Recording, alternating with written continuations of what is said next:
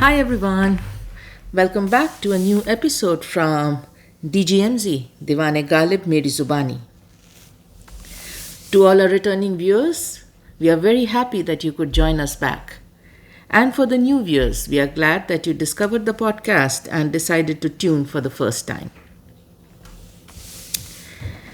Now, if you were with me in the previous episode, you would know that currently we are going through Ghazal 20 from Diwane Galib. Last week we went through the first part of this ghazal, or the first episode for this ghazal. We covered the first two couplets or sher. Today we are going to cover the next three couplets. So, like always, I will read the ghazal and then get into the impressions verse by verse.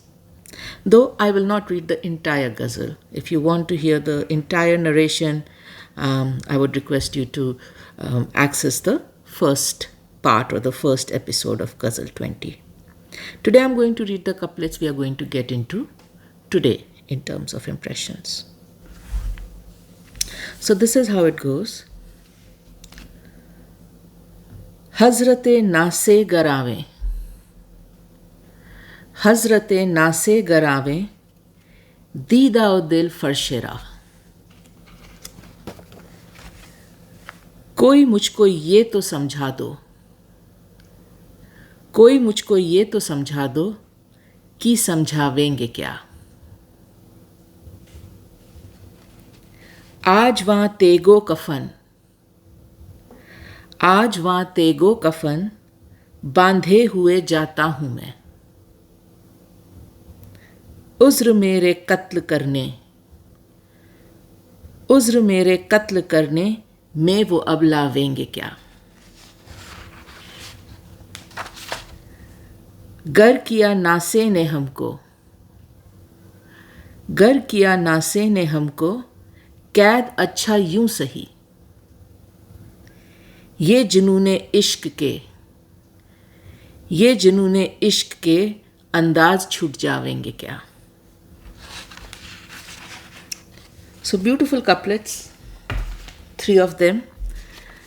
Without wasting any time, let's dive into it. So, the third sher, तीसरा शेर गजल का, हजरते नासे गरावे दीदाओ दिल फरशेरा। कोई मुझको ये तो समझा दो कि समझावेंगे क्या। Let's do an approximate translation quickly. हजरते नासे, हजरत a spiritual leader, a prophet, किसी किस्म के मौलवी या जो रिलीजन से इन्वॉल्व हैं और लीडरशिप पोजीशन में हैं। नासे, basically an advisor, a counselor. And Hazrat Nase, a prophet type of a person or a religious leader kind of a person who is in the role of a counselor or in the role of an advisor. So, a prophetic counselor or a prophet come advisor. Hazrat Nase gar aave, if they come. So, if this prophet come counselor comes to me or comes towards me, Didao dil, eyes and heart, both my eyes and my heart, farshera, will be almost laid down on the ground he is going to walk when he comes towards me in sheer reverence and respect. तो आप देख रहे हैं पहली line में किस कदर एक किस्म का रेवरेंस और रिस्पेक्ट का माहौल बना रहे हैं गालिब इस शेर में, राइट, कि अगर वो हजरत नासे आए मुझे मिलने तो उनकी आमद के लिए मेरा दिल और मेरी आँखें उस फर्श पे बिछ जाएंगी लाइक अ रेड कारपेट, जिस पे चल के वो मेरे पास आएंगे।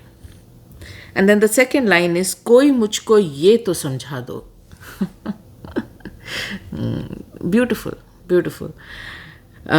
सो कोई मुझको ये तो समझा दो। अब ये काफ़ी बड़े लीडर हैं कौम में काफ़ी नाम होगा, काफ़ी इज्जत होगी, लोगों का इन पे काफ़ी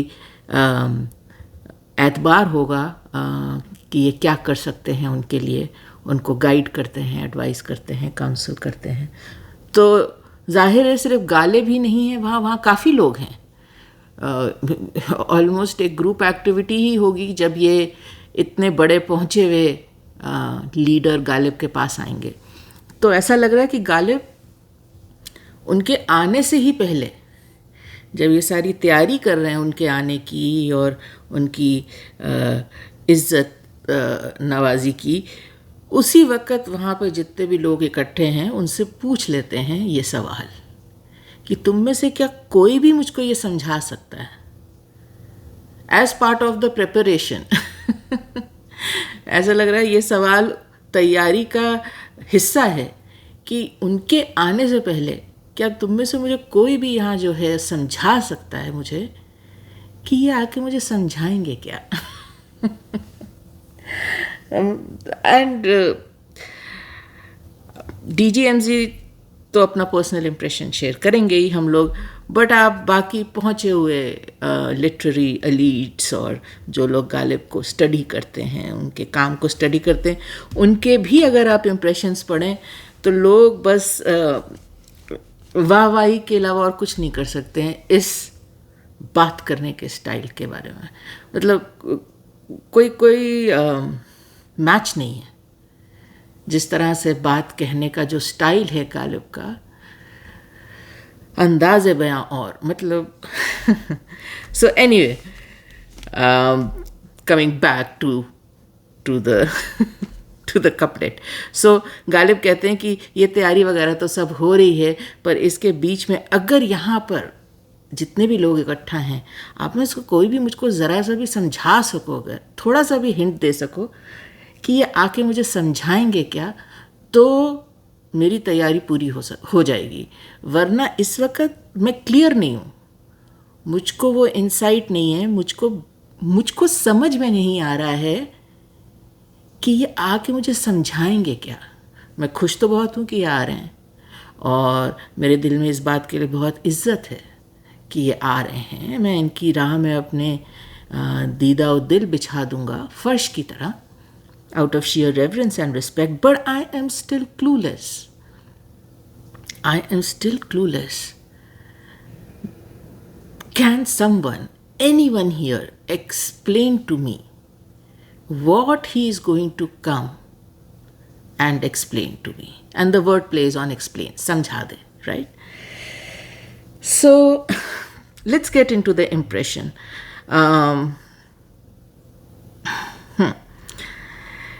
सबसे पहला वर्ड कॉम्प्लेक्स जिसको probably we should break down is हज़रत नासे। तो दीज आर टू रोल्स, हज़रत एंड नासे। Many times both the roles are separate, they are different people. Hazrat is a prophet, a saint, somebody who is in the religious leadership position. Nase, on the other hand, can be anybody who is giving you counsel and advice and guidance. It can be somebody from the religious leadership, but not necessarily. So Hazrat और नासे दोनों अलग roles हैं basically. इस कपलेट में दोनों को क्लब करके एक ही बंदा बताया गया है, but let's explore these two roles a little from the eyes of the आशिक। आशिक के पर्सपेक्टिव से ये रोल्स क्या हैं। तो सबसे पहले हजरत का रोल देखते हैं। उसके लिए ये एक शेर ढूंढा, दाग दहलवी का शेर है।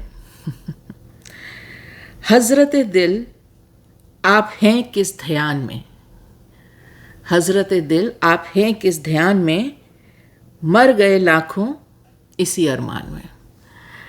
So the approximate translation is prophet of my heart, right? Leader of my heart. What are you thinking? What are you currently thinking? Do you know that many have lived their lives and died just wondering about this? What are you thinking? So the entire couplet doesn't directly connect to what we are discussing, but we picked it up because of that हजरत दिल. सो आशिक के लिए तो जो profit है वो तो माशूकी है. दिल पे राज करने वाली हजरत जो है वो माशूकी हैं. आशिक के लिए तो and I mean this is the alpha, this is the omega, right. So उनके तो दिल पे एंड बाय एक्सटेंशन उनकी जान पे, उनकी दुनिया पे, उनकी हर चीज़ पे जो राज करता है, जिसको वो वर्शिप करते हैं, रेवर करते हैं, अडोर करते हैं, वो तो बिलवेड है, माशूका है. सो हजरत दिल. सो आशिक के हजरत तो फॉर ऑल प्रैक्टिकल पर्पसेस माशूकी हैं. उन्हीं की बात को वेटेज देते हैं. और अब देखें कि आशिक का नासे पे क्या टेक है. आशिक नासे के बारे में क्या कहते हैं. एक लवर नासे के बारे में क्या कहता है. सो कुमार बाराबंकी का ये शेर, मोहब्बत को समझना है, मोहब्बत को समझना है तो ना से खुद मोहब्बत कर. मोहब्बत को समझना है तो ना से खुद मोहब्बत कर, किनारे से कभी अंदाज़े तूफ़ान नहीं होता. Beautiful couplet. The approximate translation is that, O great counsellor, advisor, right? If you want to understand love, and by extension, if you want to give counsel and advice on love, then love. Then love. Because you cannot sit on the banks. You cannot sit on the banks and have the ability to assess, gauge, by extension advise, counsel on the storm occurring in the midst of the sea. So अगर आप चाहते हो उस पर advice और counsel करना तो बहुत दूर की बात हो गई. अगर आप समझना भी चाहते हो मोहब्बत एंड मोहब्बत की रिलेटेड प्रॉब्लम्स को, तो सबसे पहले मोहब्बत करनी पड़ेगी. बिना मोहब्बत करे टेबल पे मत आओ with your advice and counsel, because it's not going to make sense. क्योंकि आपको तो मुद्दा ही नहीं समझ में आया है, तो आप उसका हल कैसे बताओगे. और ये एक ऐसा मुद्दा है जिसको किनारे से बैठ के नहीं समझा जा सकता, करके ही देखना पड़ेगा. एक बार आप कर लो, आपको सारी इन्स एंड आउट समझ में आ जाएंगे. फिर आप हमसे बात करो कि भाई क्या एडवाइस होनी चाहिए, क्या सोल्यूशन होना चाहिए, क्या काउंसलिंग होनी चाहिए. दाग का शेर. दिल लगी, दिल लगी, दिल लगी नहीं ना से. दिल लगी, दिल लगी नहीं ना से, तेरे दिल को अभी लगी ही नहीं. दाग है, मतलब in a class of his own. The approximate translation is, the giving of heart or the connect of heart is not a frivolous thing. So वो पन है, वर्ड प्ले है, ऑफ कोर्स आप समझ ही रहे हैं. दिल लगी, दिल लगी, दिल लगी नहीं ना से. So the connect of heart, the connect of hearts is not a frivolous thing. And if you think so, then तेरे दिल को अभी लगी ही नहीं. You haven't actually connected your heart with anybody. Because only the ones who have not connected their heart to someone take this as a frivolous thing. Take it lightly. So, ये तो नासे के बारे में आशिक का स्टांस है. आशिक नासे को ज़्यादा क्रेडिट नहीं देते हैं, क्योंकि आशिक के हिसाब से जब आपको मुद्दा ही नहीं समझ में आया है तो आप उसका हल क्या समझाओगे. और ये मोहब्बत का मुद्दा एक ऐसा मुद्दा है जो कि करके ही समझ में आएगा. किनारे से बैठे बैठे नहीं समझ पाओगे, कितने भी स्मार्ट हो, कितने भी जीनियस हो, कितने भी एनालिटिकल हो. It is going to elude you. The phenomena of love cannot be understood without experiencing it. Period. So moving on into the impression of this couplet, पहली लाइन में तो गालिब बहुत प्यार से सारा ऑनर और सारा रिस्पेक्ट और सारी जिसे कहते हैं ना इज़्ज़त अफजाई हज़रत नासे के लिए कर रहे हैं कि आप आओगे तो अपनी आँखें और अपना दिल फर्श पे बिछा दूंगा मैं. एंड ये पहली लाइन ऐसा लगता है कि गालिब ने लिखी है as per the expectations of everybody around. बाकी जितने लोग उनके चारों तरफ हैं उनके टेम्परामेंट को ध्यान में रखते हुए ये पहली लाइन का काम होगा. ऐसा सब करते हैं और ऐसा गालिब भी करेंगे. सो पहली लाइन ऐसी लगती है कि it is to fulfil the expectations of everybody around him. That's what the first line seems to be about. Second line जो है वो गालिब की है. यहाँ पर गालिब अपना पॉइंट ऑफ व्यू बोल रहे हैं. इन द सेकेंड लाइन जो नज़रिया पेश कर रहे हैं गालिब वो सिर्फ और सिर्फ उनका है, वो किसी और का नहीं है. अब आप ये मान सकते हैं कि ये नज़रिया या ये जो बात दूसरी लाइन में कह रहे हैं ये हमको डिसाइड करना है कि ये जेन्युइन क्यूरियोसिटी एंड क्वेश्चनिंग है या सरकाज़म है. सबका अपना अपना टेक होता है और गालिब की यही ब्यूटी है, सबका अपना अपना टेक हो सकता है क्योंकि शेर इस तरह से बनाया गया है कि आप जाके उसको अपना बना लो. जो चीज़ आपको ज़्यादा आपके दिल को छू रही है, आपके दिमाग में बैठ रही है, वही चीज़ हो रही है. ये गालिब के शेर की ब्यूटी है. सो दूसरी लाइन में कोई मुझको ये तो समझा दो कि समझाएंगे क्या. सो अब यस हम लोग अपने हिसाब से समझ सकते हैं कि भाई क्या वाकई में एक जेन्युइन सवाल कर रहे हैं गालिब सारे लोगों से जो आसपास हैं कि क्या कोई मुझे समझा सकता है कि ये जब हज़रत नासे आएंगे ये मुझको क्या समझाएंगे. और या फिर गालिब अपने स्टाइल में ये बात कह रहे हैं कि आ जाएं, इज़्ज़त अफजाई भी कर दूंगा उनकी, बट ये मैं तुम्हें अभी ही बता देता हूँ उनके आने से पहले कि ये मुझे कुछ समझा नहीं पाएंगे. ये बहुत पहुँची चीज़ है, बहुत बड़े समझाने वाले हैं, पर ये मैं तुम्हें अभी बता देता हूँ इससे पहले कि ये आए और बातचीत हो कि ये मुझे कुछ समझा नहीं पाएंगे.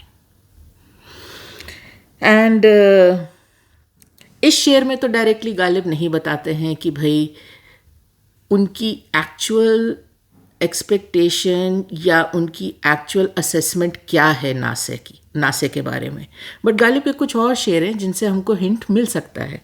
अब उनका जैसे ये शेर है, शोरे पंदे नासे ने ज़ख्म पर नमक छिड़का. शोरे पंदे नासे ने ज़ख्म पर नमक छिड़का, आपसे कोई पूछे तुमने क्या मज़ा पाया. Approximate translation is the noise शोरे पंदे, the noise created by the advice of these advisers. शोरे पंदे नासे, the noise created by the advice of this advisers felt like salt being sprinkled on my wounds. ज़ख्म पर नमक छिड़का. And then second line, आपसे कोई पूछे, can someone ask these advisors? तुमने क्या मज़ा पाया? What fun did you have in doing this? Because clearly I did not enjoy it. But since you are doing it, was it fun? Did you enjoy it? Did you like it? Somebody should enjoy it. As far as I am concerned, your advice was like salt on my wounds. It just made everything more painful, more raw. But I'm curious to know, did you enjoy it? So that is one stance. एक नज़रिया पता चलता है गालिब का. दूसरा शेर गालिब का ही, ना लड़ नासे से गालिब. ना लड़ नासे से गालिब, क्या हुआ अगर उसने शिद्दत की. ना लड़नासे से गालिब क्या हुआ गर उसने शिद्दत की, हमारा भी तो आखिर जोर चलता है गरेबा पर. So the approximate translation is that Galib, do not argue, do not quarrel, do not fight with the advisors who are giving you advice. So what if they come across a little forceful, a little severe, a little aggressive? Shiddat. And then in the second line, हमारा भी तो आखिर जोर चलता है गरेबा पर. So in the second line he says, even I as a lover have some power. And what is that power? I have power over my collar. So शेर किसी भी तरीके से आप समझ सकते हैं. उसका पहला इम्प्रेशन ये हो सकता है कि गालिब कह रहे हैं, ये ना से आए, इन्होंने मेरे ऊपर अपना ज़ोर चलाया और काफ़ी ज़ोर चलाया, ज़ोर ज़बरदस्ती की मेरे साथ. चलो कोई गम नहीं, कोई गम नहीं, मैं भी ज़ोर ज़बरदस्ती कर सकता हूँ. किस पे? अपने गिरेबा पे, अपने कॉलर पे. तो जब हद से ज़्यादा मेरी बेचैनी बढ़ जाएगी तो मेरे पास भी कोई चीज़ है जिस पे मैं ज़ोर ज़बरदस्ती कर सकता हूँ. मेरा गिरेबा फाड़ दूंगा उसको, फाड़ दूंगा उसको. एंड दूसरा एक बहुत फार फेच्ड इम्प्रेशन ये भी हो सकता है कि नासे ने गरेबा पकड़ के ज़ोर ज़बरदस्ती की अपने अटेम्प्ट में कि समझ में नहीं आ रही है तुम्हें बात, तुम्हें समझाने की कोशिश कर रहे हैं हम गालिब. तो शायद नासे ने गरेबा पकड़ा और गालिब कहते हैं अपने आप को कि जाने दो, जाने दो. इन्होंने पकड़ा, ज़ोर ज़बरदस्ती की, पर ऐसा नहीं है, हमारा भी ज़ोर चलता है गरेबा पे, हम तो फाड़ देंगे इसको, इनने तो सिर्फ पकड़ा है. जिस तरह से भी आप देखना चाहें. बट हाँ, सो आशिक का नासे के बारे में यूजुअली ये स्टांस होता है. एंड देन फिर गालिब के भी हम लोगों ने 2 शेर देखे. तो हज़रत और नासे दोनों आशिक के लिए एक बड़ी फ्यूटाइल सी एक्सरसाइज है. आशिक को पहले से ही पता है कि यहाँ कुछ होने नहीं वाला है, ये लोग बात समझ नहीं पाएंगे और ये लोग बात को हल नहीं कर पाएंगे. अब ऐसा क्या है कि गालिब पहले से ही मान के बैठे हैं कि ये हज़रत नासे जो कुछ भी कहेंगे इससे वो कुछ गालिब को समझा नहीं पाएंगे. ऐसी क्या बात है? तो जहन में 2 बातें आती हैं. अब ये तो हज़रत नासे हैं, सो एक बहुत स्ट्रॉन्ग रिलीजियस कंपोनेंट है इसमें. ये जो नासे हैं ये एक रिलीजियस लीडर हैं, ठीक है. इनका काम, इनकी जो लेगेसी है वो यही है कि लोगों को रिलीजन के बारे में बताएं, ईमान के बारे में बताएं, गुनाह के बारे में बताएं, गुनाह से किस तरह से तौबा करनी है उसके बारे में बताएं. सो ये जो एडवाइस देते हैं ये काफ़ी फर्मली ग्राउंडेड होती है इन द इस्लामिक प्रिंसिपल्स, क्योंकि ये हज़रत नासे हैं. एंड गालिब को शायद ये बात पता है कि हज़रत नासे से गालिब को कोई करम मिलेगा नहीं, कोई बेनोवेलेंस या ग्रेस मिलेगी नहीं. And why will Ghalib not get any benevolence and grace from this prophet cum adviser? Well, because of 2 main things that come to mind. Number 1, the sin of idol worship, Butt parasti. And number 2, the sin of drinking, मैं परस्ती. दोनों चीज़ें इस्लाम में गुनाह हैं. And how does the lover indulge in idol worship? By the crazy, passionate love he has for the beloved, where he elevates the beloved to the ranks of the one and all, right? The Almighty God. He worships his beloved. He reveres his beloved. He gives the beloved the love, the reverence, the respect, the complete abandon which is reserved for God Almighty. वो जो एक पागलपन का जुनून वाला प्यार है, शिद्दत है, जो कि सिर्फ खुदा के लिए है, जब आशिक वो शिद्दत अपनी माशूक पे लुटाता है, तब ये बुत परस्ती का गुनाह होता है। एंड मैं परस्ती, तो गालिब तो मैं पीते थे, और वो भी इस्लाम में गुनाह है। सो गालिब को पता है सबसे पहले तो यही दो गुनाहों पर मेरा I will be rejected, right?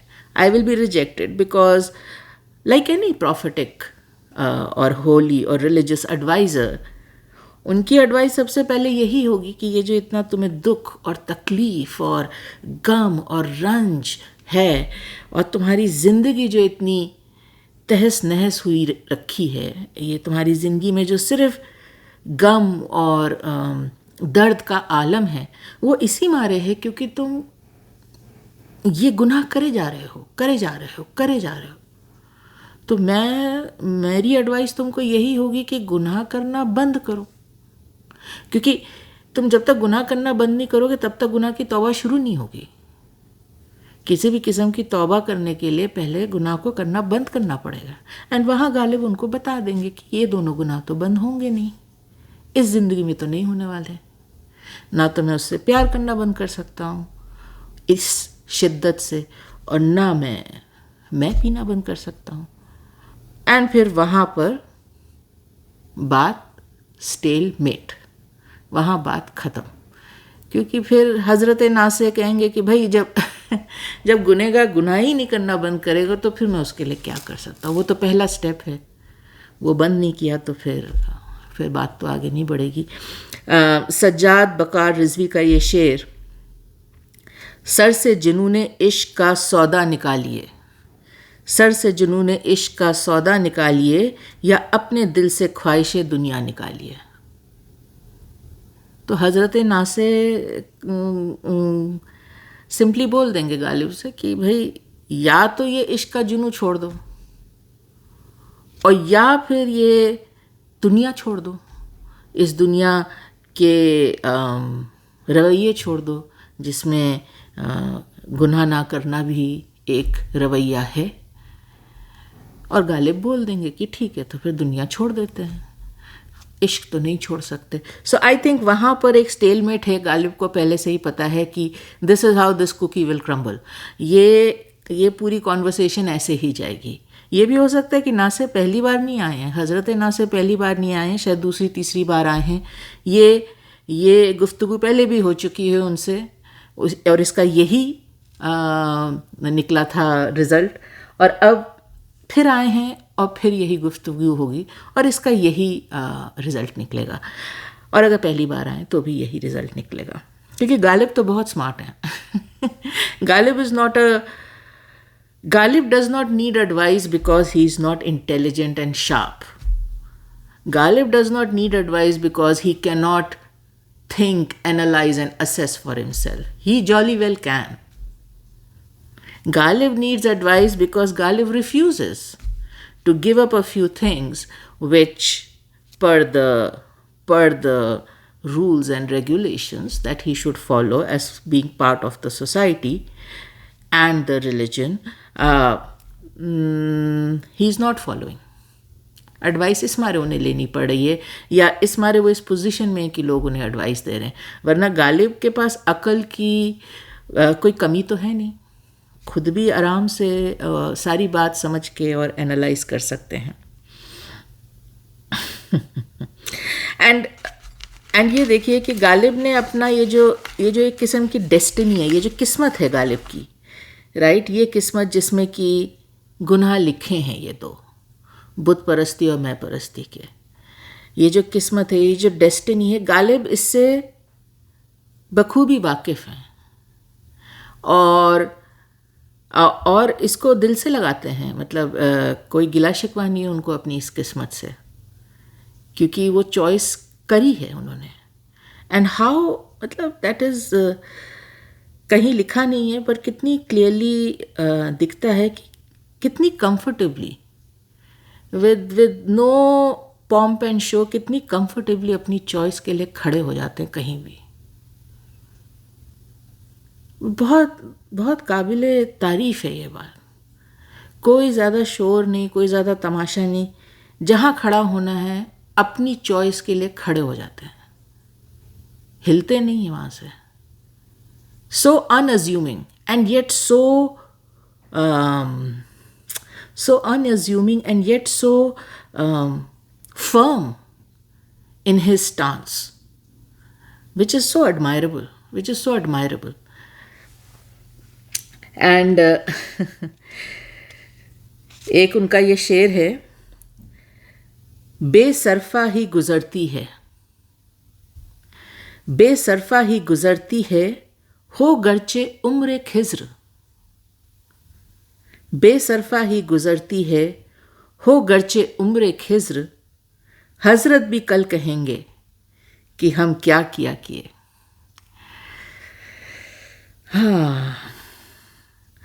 So the approximate translation is that Ghalib is saying that it has been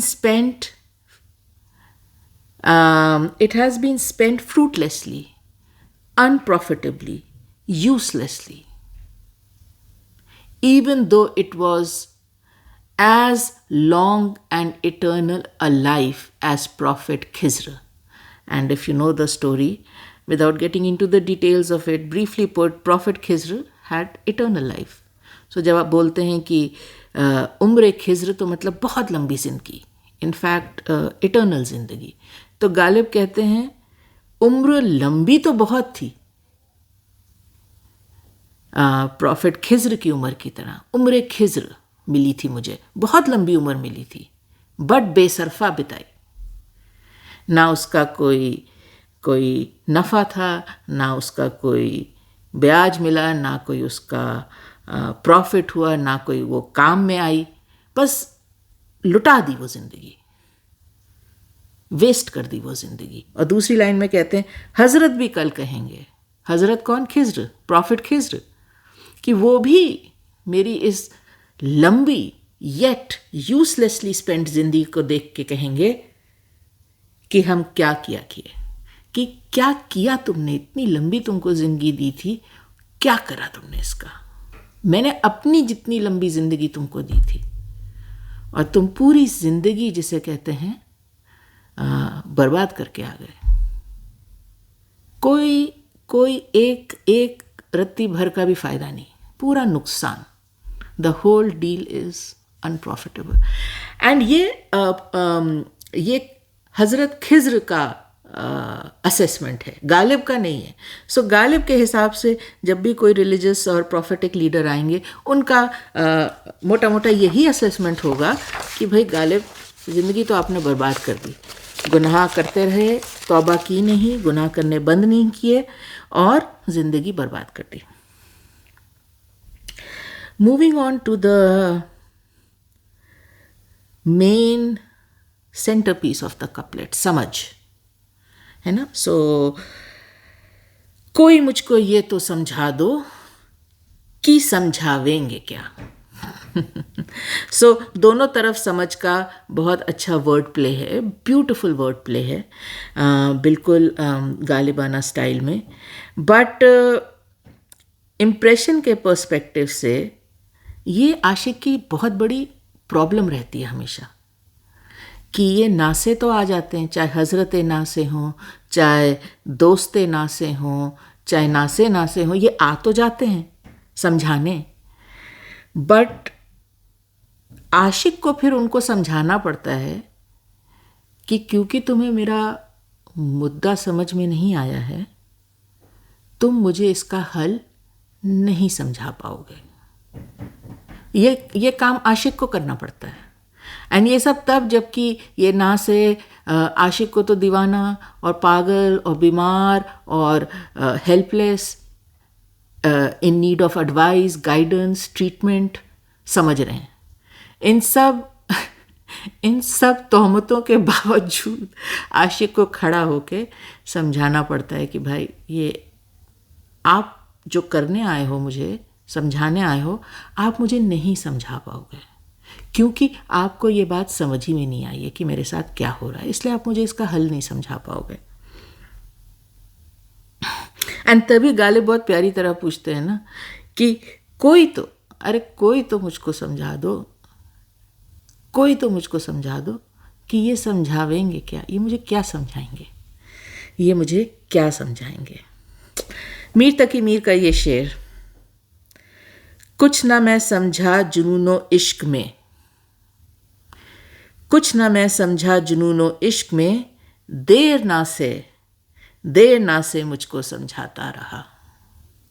Approximate translation is, I did not understand a thing in my passion and love, though the nase or the advisor kept explaining to me for a long time. नासे अपनी कुछ समझाते रहे, आशिक को कुछ समझ में नहीं आया। कुमार बाराबंकी का शेर, ये हम लोग अभी कर चुके हैं कवर। मोहब्बत को समझना है तो ना से खुद मोहब्बत कर, किनारे से कभी अंदाज़े तूफान नहीं होता। और एक ये शेर बहुत प्यारा है कि आशिक को कोई समझता नहीं है, बट आलमा इकबाल का ये शेर, कुछ जो समझा मेरे शिकवे को, कुछ जो समझा मेरे शिकवे को तो रिजवां समझा, मुझको जन्नत से निकाला हुआ इंसान समझा।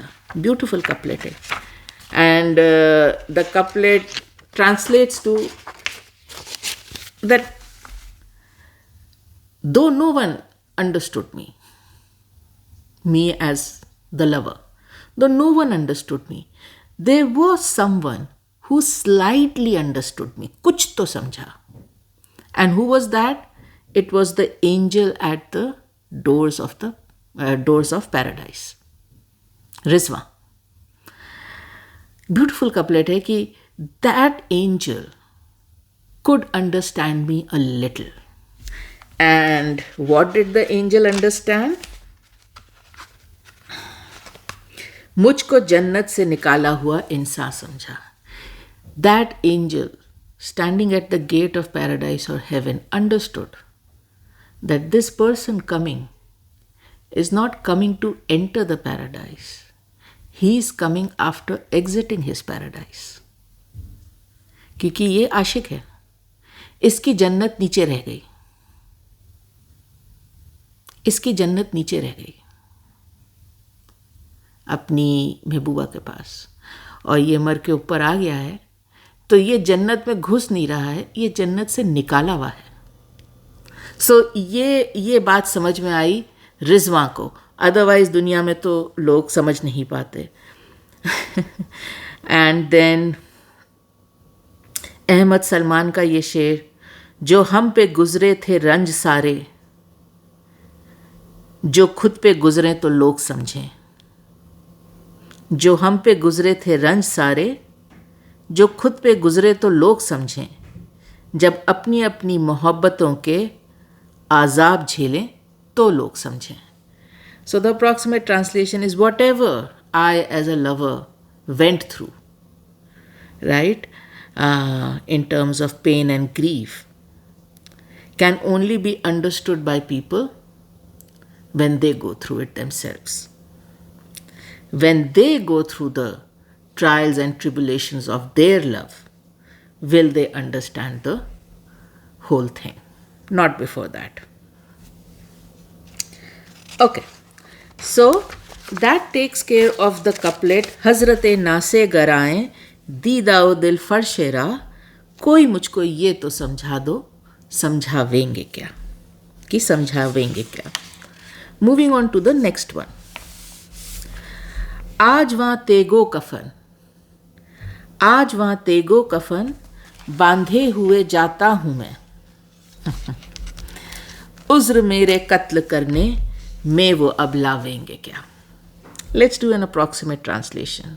आज, today, वहाँ, there, तेगो कफन, sword and shroud, बांधे हुए जाता हूँ मैं, tied to myself, I proceed. उज़्र मेरे कत्ल करने में, उज़्र excuse, कत्ल murder. So what excuse will she bring up now in murdering me? So the approximate translation of the couplet is that today I go to her with the sword tied to my waist and the shroud cloth already wrapped around my head. Today I will see what excuse will she come up with in not murdering me, slaying me, finishing me, killing me. And in our humble opinion, and at DGMZ we only get into what we understand, in our humble opinion, there is a very complex background story to this couplet. Very complex. Couplet सिर्फ translate करके पूरी तरह से नहीं समझ सकते हैं. सो थोड़ा सा वो बैकग्राउंड स्टोरी भी ध्यान में रखना पड़ेगा. सो सबसे पहली बात तो ये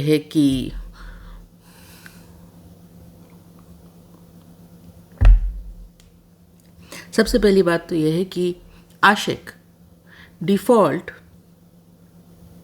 मौत की आरजू में जीता है. आशिक अपनी ज़िंदगी मौत की आरजू में जीता है. उसके दो मेन रीज़न हैं. नंबर 1, मौत, ये गम, ये हिज्र, ये दूरियां, ये तकलीफ़ें ख़त्म कर देगी. एंड दूसरा, आशिक की एक उम्मीद है कि मौत के बाद ये दुनियावी चीज़ें रोक नहीं पाएंगी उसको मिलने से अपनी महबूबा से. सो ऐसे या वैसे मौत का तो इंतज़ार आशिक को रहता है. आशिक को मौत का इंतज़ार रहता है. गालिब का ही शेर है, मरते हैं आरजू में मरने की, मरते हैं आरजू में मरने की, मौत आती है पर नहीं आती. एंड जब वो कहते हैं मरते हैं आरजू में मरने की, बेसिकली जीते हैं आरजू में मरने की, पर वो जीना मरने जैसा है. तो इस मारे मरते हैं आरजू में मरने की, मौत आती है पर नहीं आती. Approximate translation, as a lover I live every day as if I am dying, waiting for my day of death. And it seems that it is coming because I feel I'm dying, but it doesn't come. It doesn't come. And then Ahmad Nadeem Qasmi का ये शेर, कौन कहता है कि मौत आई तो मर जाऊंगा, कौन कहता है कि मौत आई तो मर जाऊंगा, मैं तो दरिया हूं, समुंदर में उतर जाऊंगा. So beautiful couplet. Approximate translation is, who says that when death will arrive, I will die? What will happen is that I am a stream and I will just go and meet the river. I'll just go and get joined to the river. That's what death is. So आशिक बाकी लोगों की तरह मौत से डरता नहीं है, मौत से भागता नहीं है, मौत को गले लगाने को हर वक्त तैयार है. ये भी अपने आप में एक बहुत एक बहुत ही evolved I would say spiritual and emotional state है, जो कि आशिक पा जाता है बिकॉज ऑफ लव, इश्क करने से, कि मौत से नहीं डरता, मौत को गले लगाने के लिए कभी भी तैयार है. बट आशिक की एक प्रॉब्लम है. प्रॉब्लम यह है कि आशिक और आशिक की ज़िंदगी और आशिक की मौत सब कुछ बिलवेड के नाम है. She is the owner of it. चाहे वो होना चाहे ना होना चाहे, डिफ़ॉल्ट वो ही ओनर है. राइट. एंड इस मारे हर चीज़, आशिक की ज़िंदगी, आशिक की मौत, हर चीज़ पे बिलवेड का हक है और उसकी हामी के बगैर कुछ हो नहीं सकता है. गालिब का ही शेर है, एक एक कतरे का मुझे देना पड़ा हिसाब, एक एक कतरे का मुझे देना पड़ा हिसाब, खूने जिगर वदियत मिसगाने यार था. We have covered this couplet in previous ghazal. Number अभी मुझे याद नहीं आ रहा है, बट अप्रॉक्सीमेट ट्रांसलेशन है कि each and every blood of mine, each and every drop of blood of mine that I shed, I have to account for to the beloved. Because after all, every drop of blood in my body is pledged to her eyelashes, who will pierce and draw it. Nothing else can draw that blood.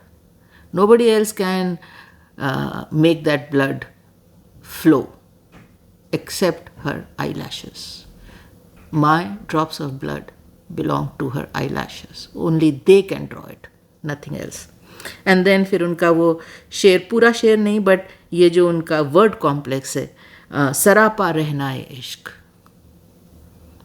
सरापा रहनाए इश्क, sir से पांव तक pledge to love, रहनाए इश्क, रहन pledged इश्क love, from head to toe I as a lover, I am pledged to love, by extension the beloved.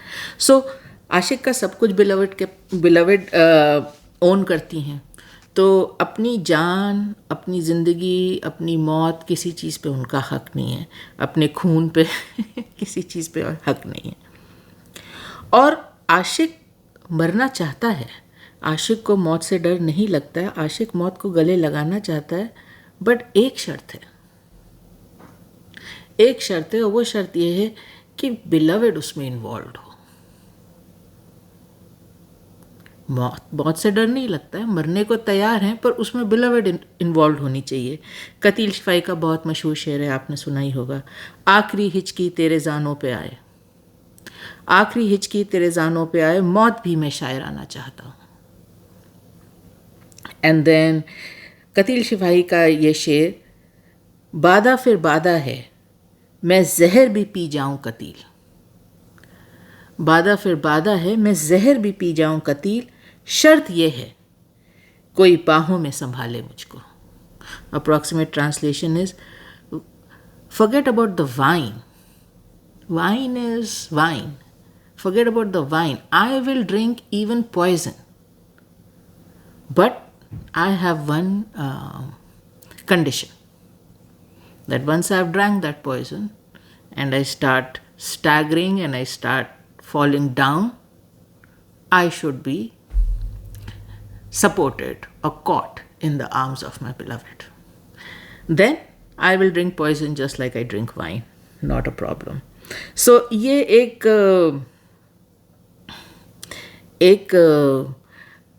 Condition है, क्योंकि महबूबा के बिना दम निकलता नहीं है, आशिक का दम निकलता नहीं है, उसको देखे बिना, उसके बारे में सोचे बिना, उसकी मौजूदगी के बिना, है ना. ज़ुबैर अली तबीश का ये शेर, आखिरी हिचकी लेनी है अब आ जाओ, आखिरी हिचकी लेनी है अब आ जाओ, बाद में तुमको कौन बुलाने वाला है. सो दम नहीं निकलता है, so the beloved is needed to die. But clearly इस कपलेट में जो हम पढ़ रहे हैं गज़ल, उसमें जो बिलवेड है वो उज़्र कर रही हैं, वो डिली डाली कर रही हैं, एक्सक्यूज़ेस बना रही हैं, मार नहीं रही हैं. गालिब बार बार जा रहे हैं अपनी डेथ विश के साथ, गालिब बार बार उनके पास जा रहे हैं कि मुझे मौत दे दो, तुम मुझे मौत दे दो. एंड जो बिलवेड हैं वो बार बार एक्सक्यूज़ेस बना रही हैं.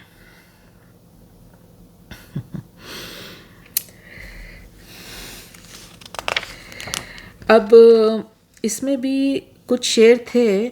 अब्बास इराकी का ये शेर, कफन बांधे हुए सर पर यहाँ एहरार बैठे हैं, जलाकर अपने हाथों से ये सब घर बार बैठे हैं. तो आशिक बड़े साजो सामान के साथ पहुँचते हैं हमेशा माशूक के पास विद दिस डेथ विश.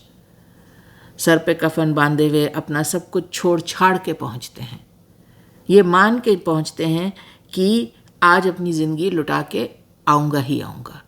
तैयारी के साथ पहुँचते हैं, बट माशूक हमेशा आगा पीछा करती हैं, एक्सक्यूज़ेस बनाती हैं. The last thing that comes to mind for this couplet is that आप यहाँ पे देखिए,